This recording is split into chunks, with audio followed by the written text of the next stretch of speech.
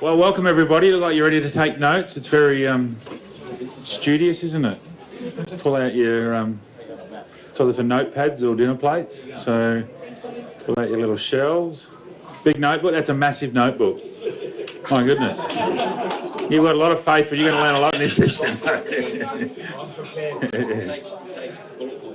Yeah. So thanks for coming in, and we're going to change it up a little bit. Just because the good thing about coming into the second time we do this is that we made a heap of mistakes in the first session. So you guys, hopefully get a better version. But we might get actually straight into it. And what I'll do is I'll just introduce these three fellows on our panel. And today is Kingdom Business and Influence. But it's very much, our hope is that you'll get inspired. Maybe with new ideas, fresh vision, maybe for your business or your world or whatever's going on there, but also maybe a fresh idea, but also encouraged, because sometimes, particularly in the business realm, you can take a few hits and not resurface. I've got Jamie, Gino, and Matt. Can we just welcome them and some of those guys? And they all come from different backgrounds, perspectives, hair levels, all those sorts of things. But the reason is not only for aesthetics, but certainly from perspective and experience that maybe there's one of these fellows that you can identify more with in your journey or whatever. But our hope is that there'll be some gold or nugget that can really help you and maybe go to the next level or a new way of thinking and all that sort of thing. None of us, as I'm guessing, none of us in this room feel that we've got it all together or know it all, but hopefully together we can generate some really healthy conversations that you might go away from this week and maybe a new creative idea, inspired, all that sort of thing. Or maybe you just need a bit of encouragement for someone to keep on going, taking the next step as well. So, at the end there is Jamie, and what I'm going to ask him to do is in less than a minute, so 1 minute Matt means 60 seconds. All right, under a minute is just give everyone in the room, for those who don't know Jamie, Gino or Matt, just a bit of a brief headline of yourself, maybe your family, business, and then we can kick it forward from there. I've got a few questions I might throw their way, and we're fairly flexible in this session. So and towards the end, if you've got a question or something you'd like to ask them, we're creating time within that as well to do that too. So is that okay? We might start with some prayer. We didn't do that in the first session, so that may be why it was so lousy. So let's really set the platform and do that. Hey, Heavenly Father, I thank you for every single person here.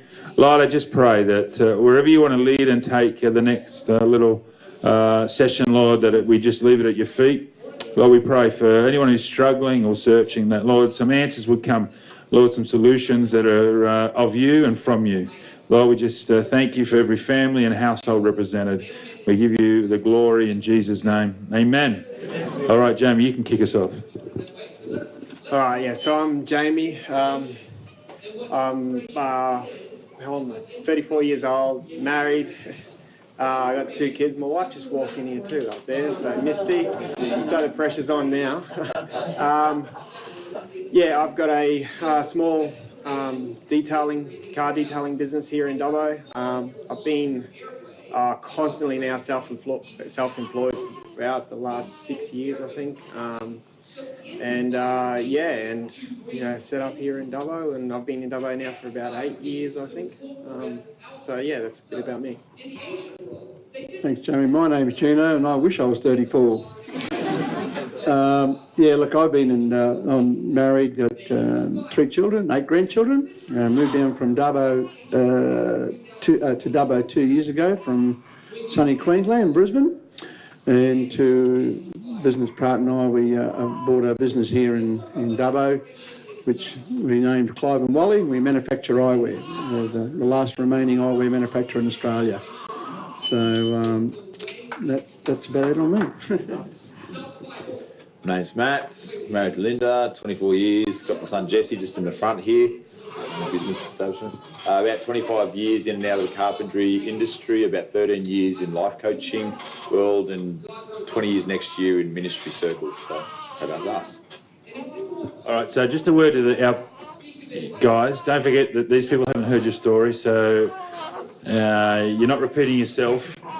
The bricks, they would have heard it all before, but the guys here, so from our first session, so feel free to, repeat yourself. I'll get bored, but no one else in the room will as well. So, Jamie, can you give us a bit of an idea of what drove you or inspired you to get into business?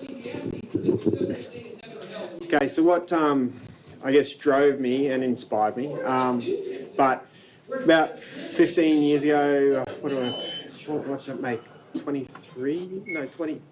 Anyway, it was in the early 20s. I was working at a place and they ran out of work for me in a small town in St George in Queensland. They ran out of work and so they made me redundant or put me off. There was no real other work to go on with, so at the time I found out about a tender that was in the council had a tender out to fence the local aerodrome. And so I just went, I'm sure I can figure out how to do that. So I got some pricing together and put a tender into the council. I had no idea what I was doing. Come in extremely cheap compared to the other guys coming in for obvious reason. Yeah, like I just went, thought, no, I'm just going to do it. Have a go. I'll figure it out along the way. I even had the main guy in the council come and he ran into me in the street and he goes, "Oh, you're Jamie, aren't you?" I said, "Yeah." And he said, he goes, "Oh, do you have a business or anything like that, or like a business name? Because I just put the tender in my name." And I said, "No." And he goes, "Do you have an ABN?" I'm like, "What's an ABN?" And he goes, "Well, how about you go and get a business name registered and an ABN, and then if you get that done, we'll approve your tender." So I ended up obviously winning that tender and getting into doing that. So that was what sort of drove me into doing my own business. But then inspiring, I've just since then always liked being, and when I say being my own boss, it's not because you can just choose what you want to do. It's actually a lot harder. So many times I wish I was just employed by someone and I could just at 5 o'clock go, "I'm out of here." I always liked, I was always being a bit entrepreneurial. I always liked, I guess, being able to do things myself and having control of it. And so that's along the way of having, working for people and that. In the end now I have my own business and been self-employed for, like I said, about, I think 6 or so years now. So. Thanks, Jamie. I came mainly through the corporate world. I was, being from an Italian background, my father was in the building game, told everybody earlier, concreting most of the time. I don't think we had a mower, So I did my apprenticeship with my dad. He sent me out to work when I was 6 years old, going to work with him on weekends, so he was a hard worker, so I had a bit of work ethics through Dad. And then I did an apprenticeship through him as a builder or a carpenter. I did 2 years with my father and that didn't work out real great. We clashed too much, so then I did 2 years with another guy, which was a friend of Dad's, who was a builder. So I did my apprenticeship with them. Then I went out on my own with a mate of mine as a subcontractor, building homes. And then the company went bust on us and, we were left high and dry. So I decided to go to try and get a day-to ordinary job. I get paid weekly in a business, in a steel business actually it was. So that's how I got into it. I was always had intentions of going back to the construction industry, always. But I sort of never did. And then I sort of went through the grades of this company, and then I got headhunted by this guy to come and work for him in what they call the hot dip galvanising industry. And there was a company from Newcastle that were expanding into Queensland, a family business, and they asked me to come on board. And then they sold off to a British company, and then and that gave them funding to grow the business. And from a turning over $20 million business, and they turned into a $500 million company worldwide. And I sort of was in different parts of the company and the business. I started in marketing at one stage, and then they got me to come into Newcastle when things were really tough, so try and turn that around. Then back up to Queensland 3 years later, and we purchased a company that was in the not doing well. We took over and they threw me into that. And then general manager of that company, then another division. Then they sent me to the US, where we established a business in America, in Alabama, in the Deep South, for them, and started from a greenfield site and built a whole big galvanising operations, and spent 5 years over there, which was great, and great living in the Bible Belt too, you know. So then back to Australia again, and then on a national role here, and then I got headhunted, actually meant to mention before, by a company guy. He was a good client of ours and he wanted to expand his business, so I went and joined him after 22 years with his other company, and he wanted to get into the galvanising industry to compete with the company I just left, you know. So he had a big fabrication business, and he said, let's build a new plan, they'll all come and follow you. I said, mate, you know, you can't do that, because we're going to then you know, you're going to compete with these other guys and you're going to create an overcapacity in the market and so on. I didn't think, but if you buy an old plant somewhere, I know where there is one, they'll probably sell, and then you've got a customer base, and then we can go from there, which we did. Took over that bit, we bought that business, and at a pretty good price, and it was losing about 900 grand a year. And I was telling before, we had to change all the culture and everything, and then in 2.5 years we're making $3.5 million, you know. So, and then from there, I got headhunted by another company and finished up working on a global basis, and to start another new entity of a business, which was manufacturing very large steel structures in Vietnam, mainly for the mining industry and the marine infrastructure, big 1,000-ton modules and all that. And I was looking after Australia, Southeast Asia, Africa, Africa, and they started putting me in the Middle East. So it was pretty consuming. And then this business here, my business partner contacted me. He said, I've come across a business that's just about bankrupt. I said, that sounds great. And he was telling me all about it for about 45 minutes on the phone. I said, mate, you have fun with that one, John, you know. And he said, no, I'm not going to do it unless you're in it with me. I thought, what? And it's manufacturing eyewear. And I had no idea how they even start making glasses, you know. I wore them, that was about it.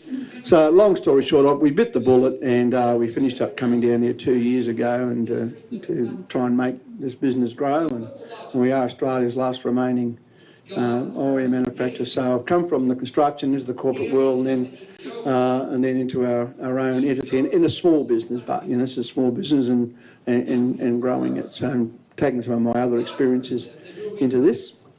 It's about me. It's good. 14 years of age, my dad's doing renovations in our house and he's terrible at it. And I've looked at it and thought, I reckon I can do better. And that's where it started. And so about around 16, failed school, and when you fail school, what do? You go work for people. And so it started, so around 25 years now, I've been in and out of the building industry, from labouring through to specialising in different restoration areas and stuff. For about 8 or 9 years, I worked for my father's business in there, and actually, ironically, more than half the time was building. We had a quick growing business that was growing 35% a year for 8 years straight. So we were constantly doing fit outs every time we expanded the buildings and expanded the locations we had. So I did that for several years, ran a warehouse for a couple of years with having about 6 or 7 people working under me, making sure we're churning out. Who knows, when you're hired to do it, it's all about high productivity and hopefully detail as you go. So we did that, and then over the course of our ministry life, we've been in several different towns. We've worked for 4 different churches, and so next year's our 20 years working in and through churches. And so part of that, one of the challenges has been each time having to fire up a new business. Who knows that when you're in the building industry, it's not what you know, it's who you know. But when you go to a new town, you don't know anybody. So it's just been one of those things that we've had to just several times do startups. And so for about around 13 years in all of that, We've also been doing life coaching, particularly around startup coaching and transitional coaching. And so I liken it to that often there's a theme in your life, and mine was building, restoring or renewing, whether it was houses, often with churches, but very much so in the coaching with people. And so having that theme, and so I guess over the time realising that often you know, what's the will of God for your life? Well, it's the theme of your life. And if you stick to the theme of your life, normally you'll be right on. And so that is sort of basically what we've done for the last 25 years. All right, so let's just change gears a little bit. For you guys, what would be some of the differences between I guess, a kingdom-focused business or organisation and a stock standard organisation or business in the marketplace? So what are some of the key differences? If we're in here today talking about a kingdom business, what's the difference between that and one that perhaps is not?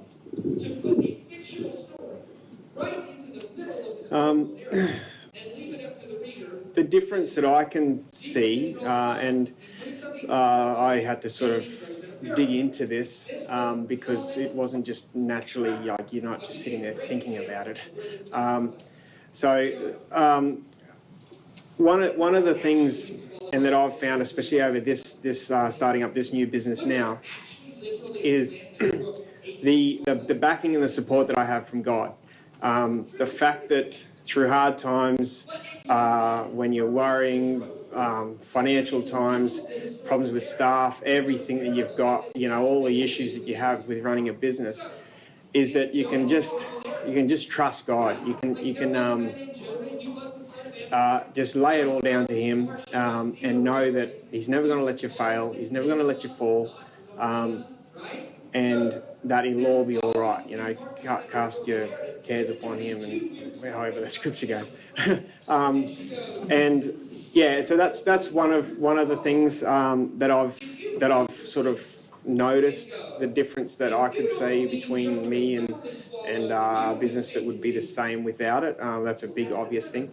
The other one is financial freedom, and it doesn't just come by just because you're a Christian at all. It comes because being a kingdom business, one of the main things about being a kingdom business that I see is that you've got the opportunity to sow your finances and your money into God's kingdom. And the reason why it's a lot more than somebody that's just like, doesn't own a business and that's just say works for someone, is because you've got the opportunity to potentially make a lot more money and step out in faith and sow your money and sow your finances based on the way you want your business to go. So, for example, if you're struggling and you need your business to make a particular amount of money, you can just sow knowing God's going to bring that to you, because He's not going to let it fall. He's not going to let it fail.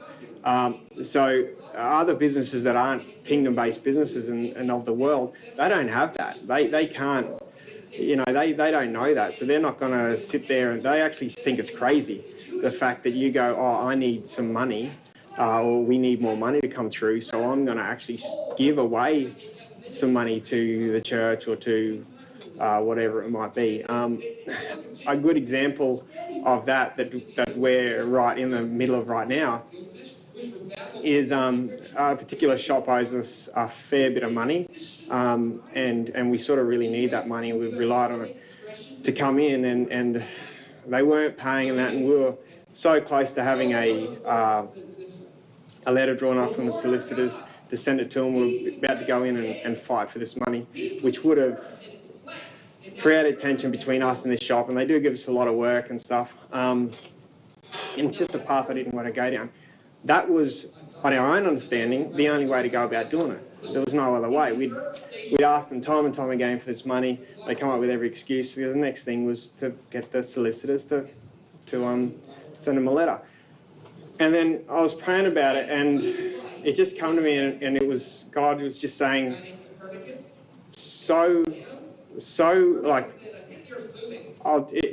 they owed us $30,000, And God said to me, sow $3,000 out of $30,000. You haven't got it yet. It's not, 10% because it's tithes. It's just giving and offering. And so I spoke to Misty about it, and she was like, yep, if that's exactly what you want to do, then do it. Or, she was backing me and she supports me in that. We decided to do that. We hadn't done it yet. Next minute they hand us a check for $10,000. And so we're like, sweet, it's money starting to come through. Still had to make sure, and I made sure of this, and I went, we haven't given the $3,000 yet, so let's make sure we still do that even though the money's coming through.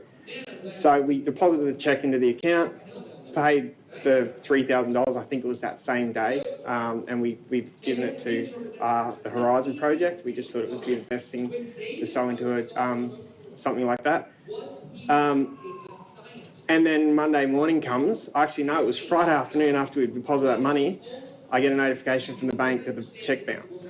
And I'm just like, oh, you're kidding me, right? And so, but we still went, okay, God, we're still going to trust you, and that we still sowed the money. Come Monday morning, and Misty went around there to this particular shop to drop a car off, and they come running out to her and said, we're so sorry, we wrote the check out for the wrong account. We'll deposit the money straight away. So they deposited $10,000 straight away, but we'd been fighting it for months and months, and they were just nowhere. So it wasn't until we made the step and gave that money, even though we hadn't got it yet, just believing on God. And so I know I've taken a little bit longer, I think that's, other businesses that aren't a kingdom business can't do that. Like, the first thing they would have done was gone and got the letter from the solicitor, given it to them. Next minute you're in court fighting another business in town, which you don't want to do.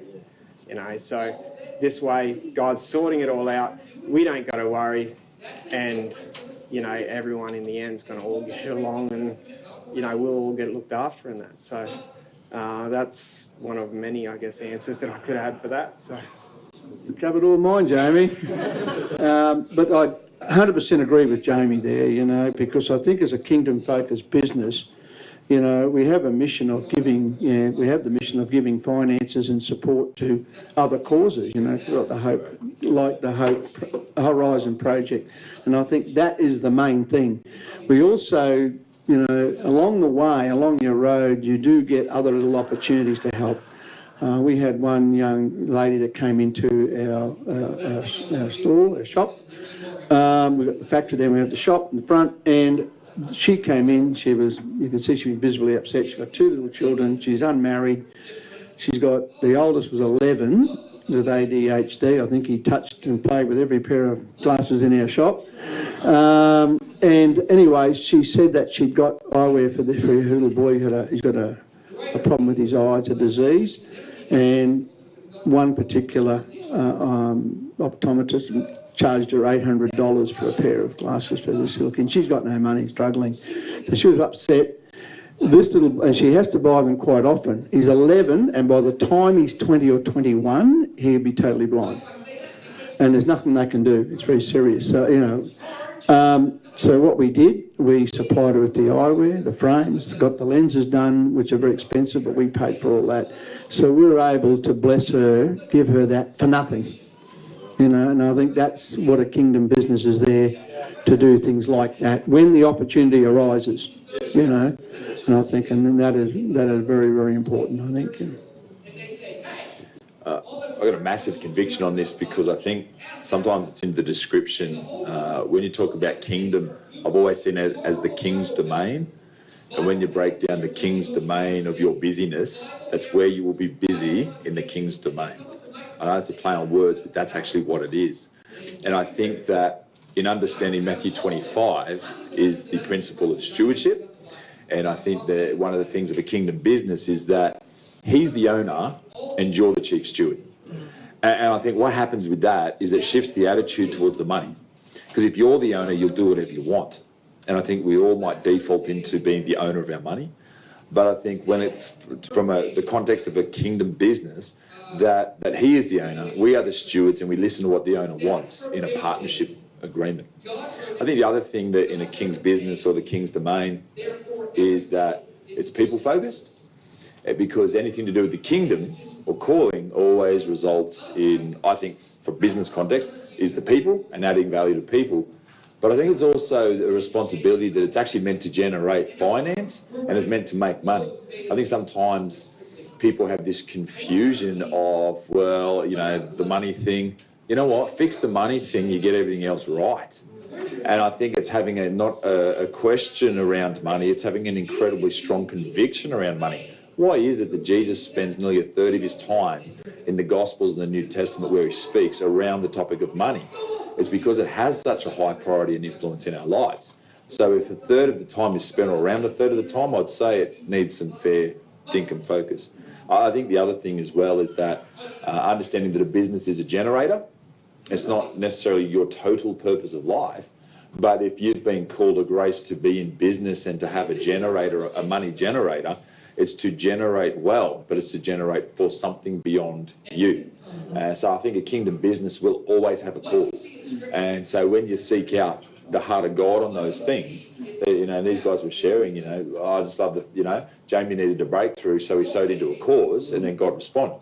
And I think that's part of the practice of a king's business. So it's just a few thoughts anyway.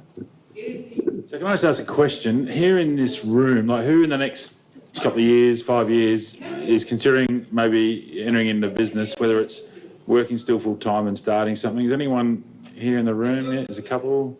Cool. Legend. Fantastic. All right, whatever that might be. I just want to throw in, I remember years ago we had a consultant come to our church and he made a really interesting observation. And this guy works with churches all over the world. And he said, because there was a huge thing a few years ago where churches, so I'm digressing a little bit, where churches, the big thing was putting in a cafe. So, and then he came visit our church and he said, Ben, I'm shutting more cafes now than we are opening. And he said, because a lot of churches, and I think this is really true, particularly if you think about entering business or whatever, but even maybe you're in business, he said, the problem is for a lot of churches is that they don't ask one fundamental question. Is this a commercial decision or a ministry decision? So what that might mean, depending on the business area or field that you're looking at, you know, and some would say both. All right, but in some ways you have to address it because your get out level is different. If you enter a business, and particularly if it's in the social services or community services, it probably gets a little bit more grayer. But if you're, you know, in a business that produces widgets, all right, if you produce widgets, well then your get out figure, if you like, your get out level is different to someone if you just see it as a ministry. So sometimes that's a really good question, you know, particularly for those who are thinking over the next few years, okay, is this going to be a ministry? Which is fine. You just need to ask the question. Is this going to be a ministry or is this going to be a commercial deal here? Because I know that the consultant who we work with, he just said churches who don't answer that, it becomes very murky, because where you get, if it's a commercial decision, your level of get out is here. But if it's a ministry, as a church, it's like, well, I realise this is, as a church, this is going to cost us, and we're happy to wear that cost. But if your get out level is a commercial, well, your level is just a little bit different. Does that make sense? Yeah. So sometimes that's just a really good question. Okay, am I doing this? And you can do it for both, but maybe it's making a decision. Okay, which tile, commercial tile or ministry tile, which one is in front of the other? All right, just make it clear from the beginning, because where you get out is different. All right, if you know you get stuck or in a corner. So just, I guess, to change gears a little bit again, I think most people who have been in business, well, one of the most difficult things is you know, finance, and usually it's not having too much of it, it's not having enough. But the other interesting thing is staff. Who in a business here in the room would say that staffing is one of your biggest headaches? Yeah. All right.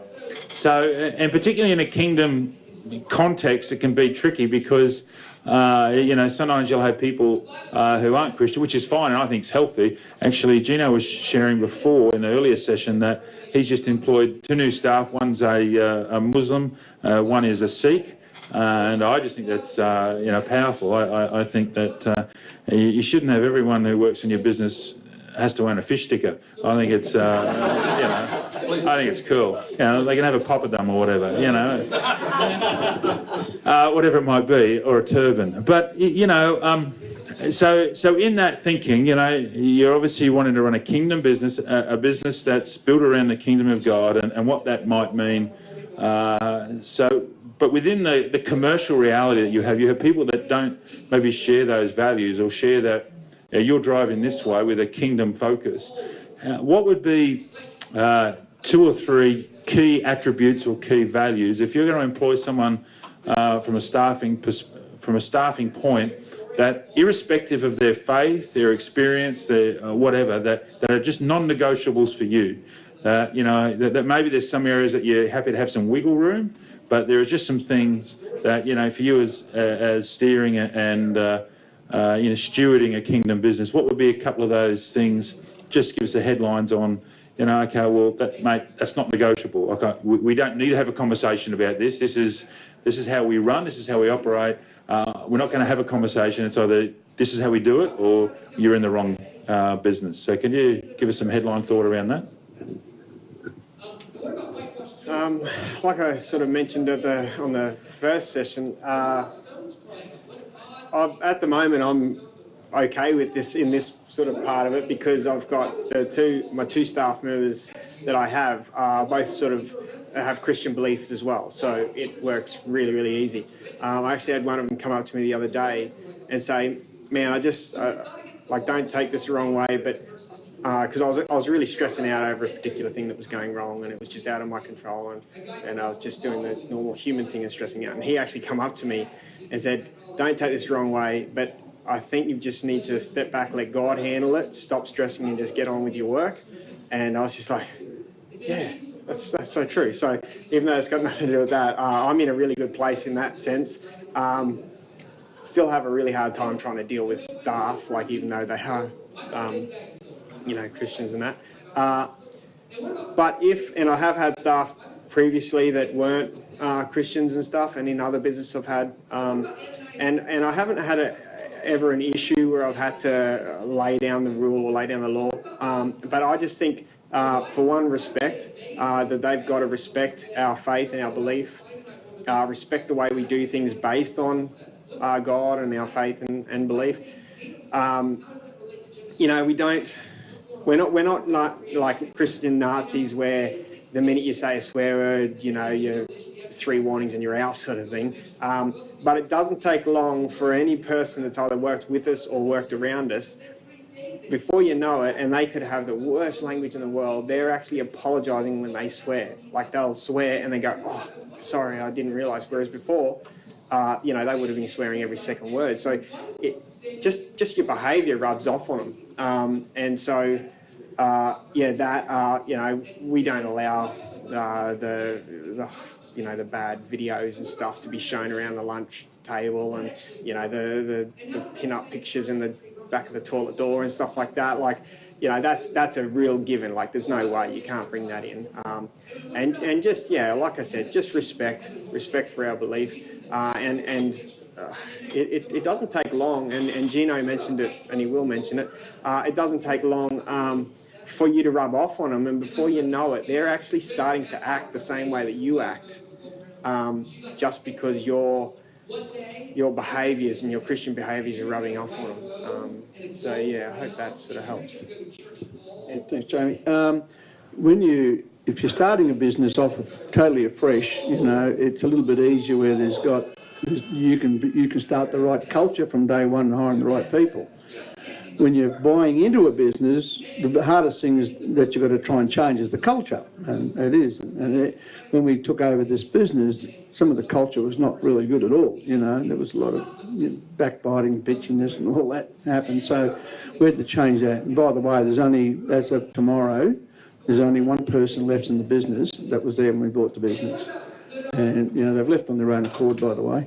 But it is. So the thing is with us that, respecting each other is really, really important at work. It is just important. One of the guys who started not so long ago, he said something very inappropriate to one of the girls there. he was used to working in a shop full of men and thought it was funny, and it wasn't. She came to me. She was very nice. She was actually afraid to dob him in, really. She didn't know what would happen. And I said, no, I have an open door policy and I'm managing a business, totally open door. And unless it's closed, no. It's a totally open door policy. So she came to me and I said, I'll take care of it. And I called him into my office and I had a good chat with him, and I told him about the values of our business, you know, and where we want to grow our business and our business in biblical values. And I explained that to him. He's a non-Christian.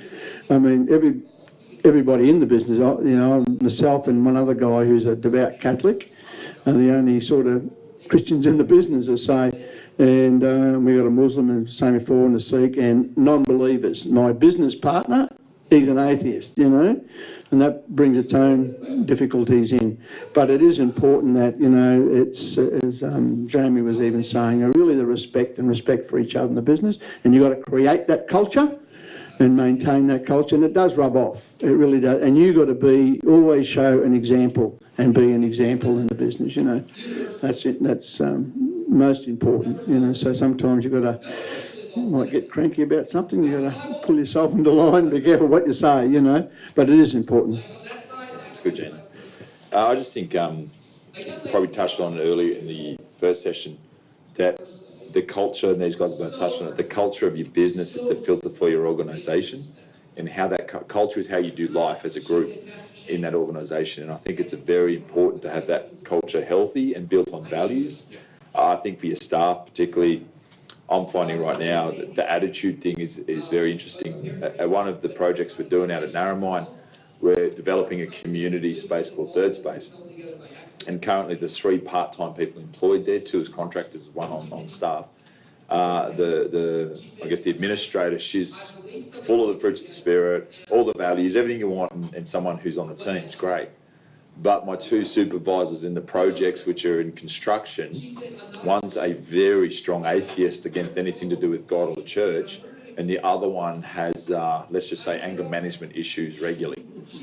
All right, working under contract in a church environment, working on the church. So these are the people actually building what is this space. And what's been really interesting is that where they checked in at, because of using those filters, I feel, and because of just working with them, you know, strengthening those values, talking about how we add value, talking about how we always try to bring health and always try to strengthen, I guess, life and, you know, things, productivity and, you know, having a good work ethic and just really constantly on these, because we've got about 20 participants who are on work for the dollar. And so it's a constant state of evaluating every day, multiple times a day, this there, and taking those guys on that journey. And so I've just found particularly that it's probably had to sharpen me up, particularly I guess as a leader, or I guess their manager, is to make sure that guys, even though you guys don't necessarily attend, say, our church, these are the values that we practice. You know, these guys are important because remember, we're trying to add value to these unemployed people to bring them across. And so in that context of my part of the world right now, it's really just to re-emphasise the importance of a healthy, strong culture, and particularly the attitude. The attitude is, anyone who's had staff, you have bad attitude, it's going low. You got good attitude, it lifts high. And I think it's our responsibility to do the check-ins and the check-outs as necessary to make sure those things stay aligned. Irrelevant of faith. So. All right, I've got a few more questions there, but I might change it up a little bit. Has anyone got any questions that they want to ask? Anyone on Jamie, Gino or Matt? That is pressing, yep. Where do you start? Like, I don't know, like... At the end? No, I'm just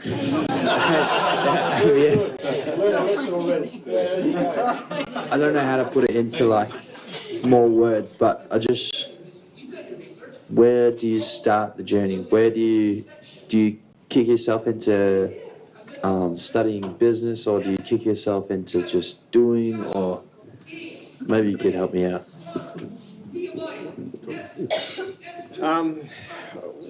We've had a fair few businesses over the years. I've just tried anything and everything.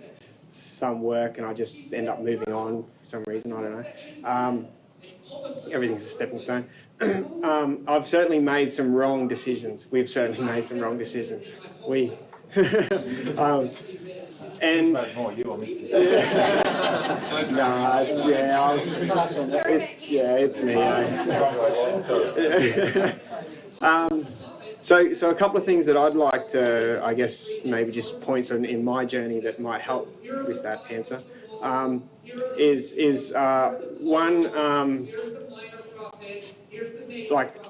go to God with it first.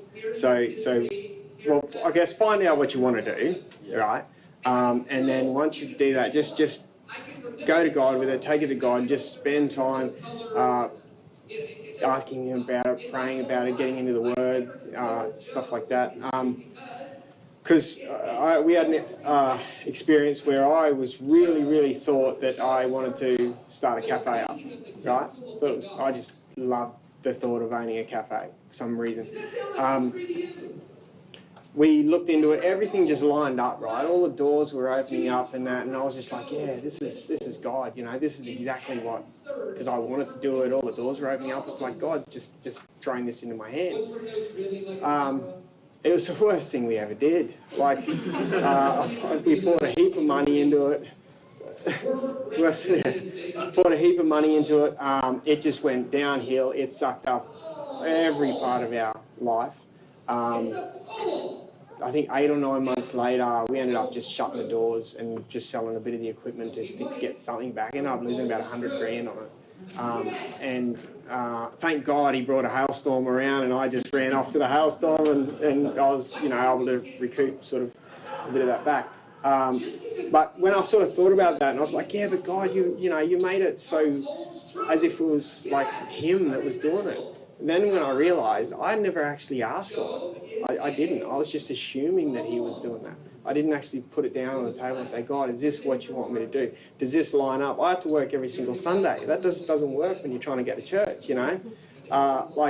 So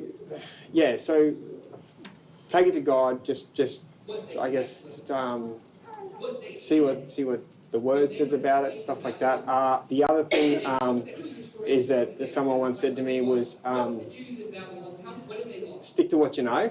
I'm not saying to go out to something else, but we were ready to buy a business just before we started this business that we've got now.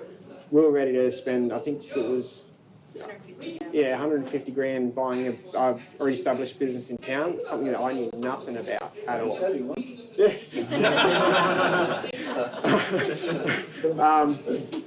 Even though when I say stick to what you know, Gino didn't, and it's paid off. So it's certainly,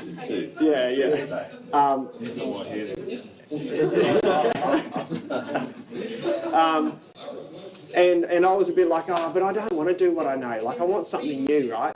But I certainly took that on board and mulled on it and that. And ended up, it just clicked to me one day. And I was like, well, yeah, why don't I stick to what I know? I can fix dents and I can, detail and work on cars like that. Started up this business, and it's been the hardest and best thing I've ever done.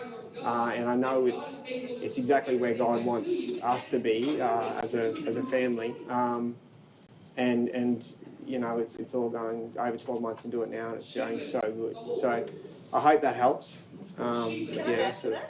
Just for kicks and giggles. You're not down the front, mate. When we started the cafe, the dream was actually a car wash cafe.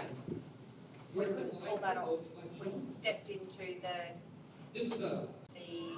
cafe side, but it's turned out that the car wash side has been our business. So it's all very big production for a long time. What Jamie says right is you've got to pray about it and pray diligently about it, because obviously if you've got an idea, maybe God has put that in, given you that idea, But whatever you do, you really got to have a passion for what you want to do. A lot of people want to start a business, think, this is going to go easy, I'm going to go and do this. It's not that easy. You've got to have a passion for it. Number one, have the passion. You've got to be really persistent on what you're doing. You've got to be very diligent. You've got to do your homework. The homework, the research, all that's got to go and do a proper due diligence, and that is critical to do, because too many people... Share on that, you found even in your recent business?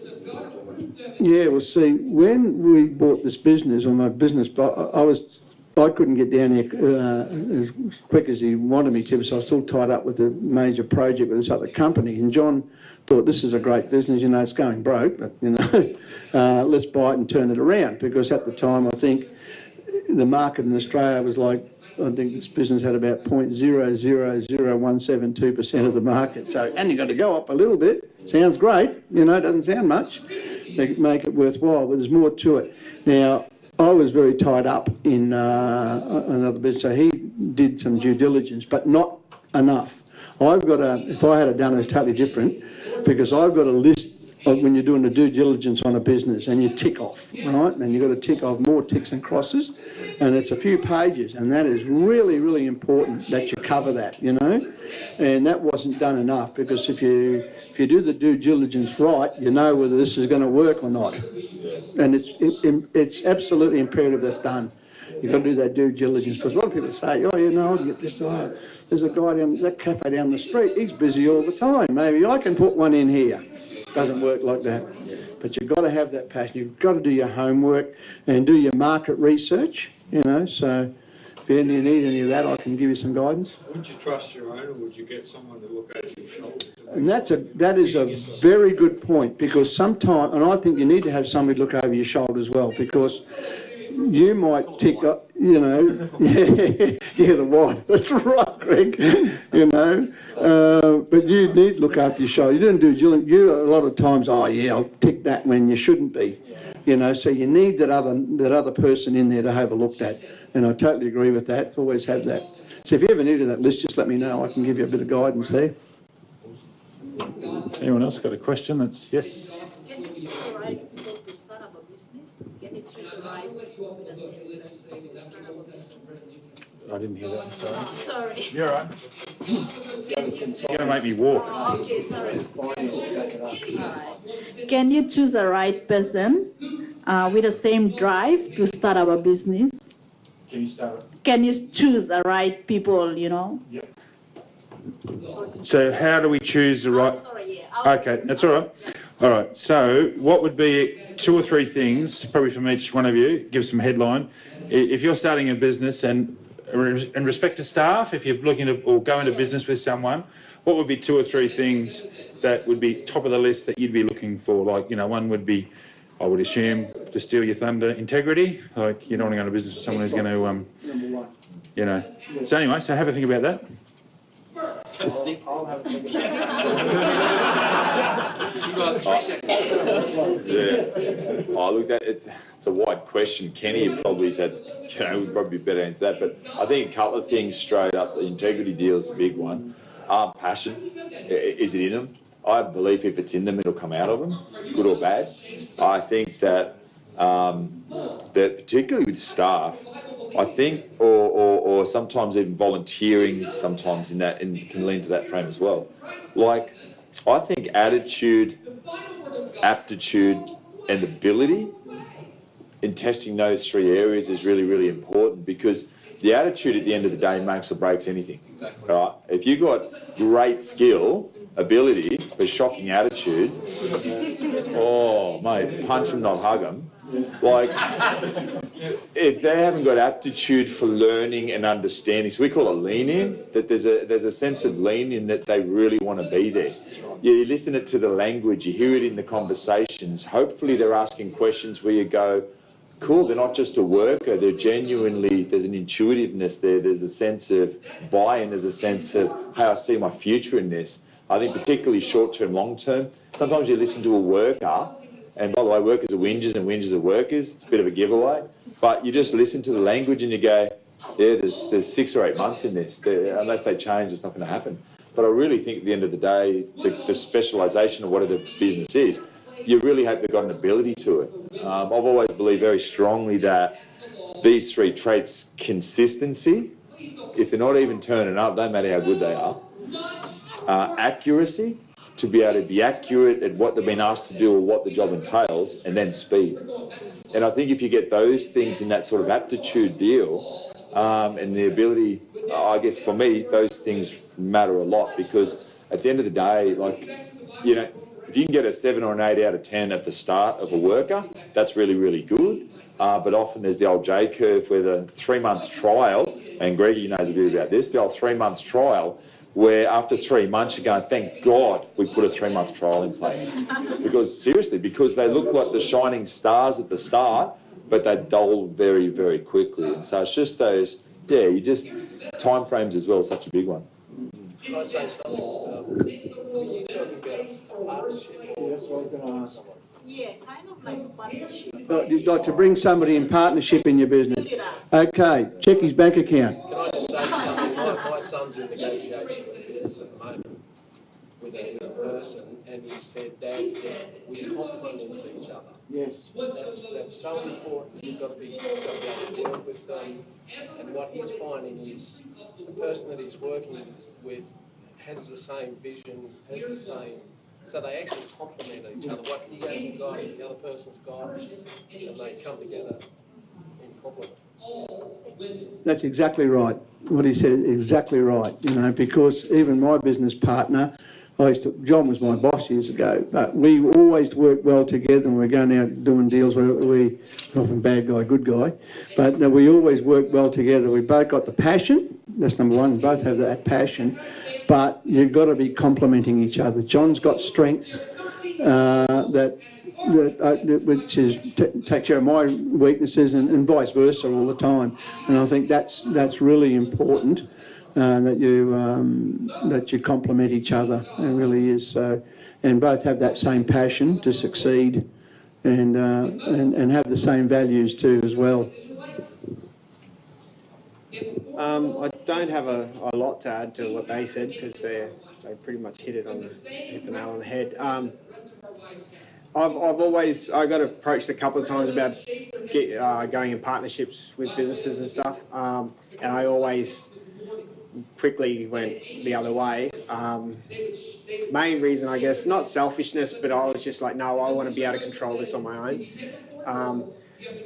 Could be a downfall for certain things. I was in a subcontractor partnership when I used to travel around doing hail with a guy.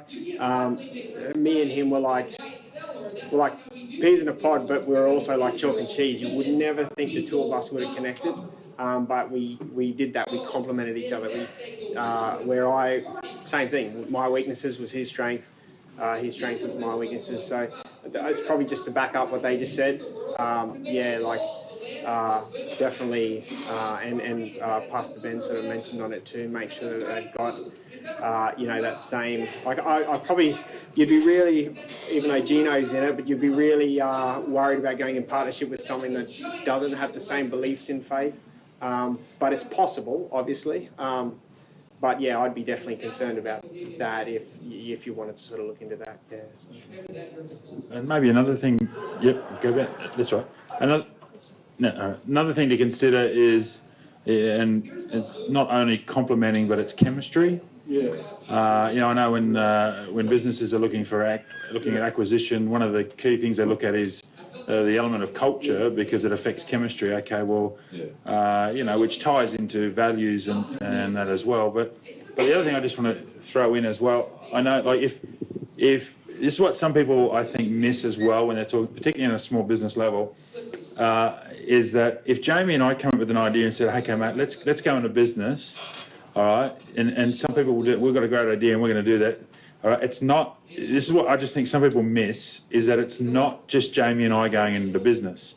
It might be on paper, but the reality is that it's Ben, Libby, Jamie, and Misty going into business. Even though we're on paper, and it's just you have to. There's silent partners, whether they're on paper or not, that have input. And whether it's, whether it be term nagging or concerns or whatever, you got to be very, it's not consulting, all right, but it's not just two people, all right, it's not just two people, it's, you have to, so when you're thinking about that, you have to really, okay, it's not just Jamie and I, all right, it is very, whether or not Misty or Libby has anything to do with the business, if I'm spending 3 months, I'm not home for meals and all that sort of thing, because then what happens, they get thinking, okay, well, Ben's doing all the work, I just see Jamie doing nothing, Ben, you're doing all the work, and then it just feeds that that thing, you just need to be aware of it. Okay, there's not just two people going into business; it's four, and there are other people who will speak into that. So, Anne, you had something? Yeah,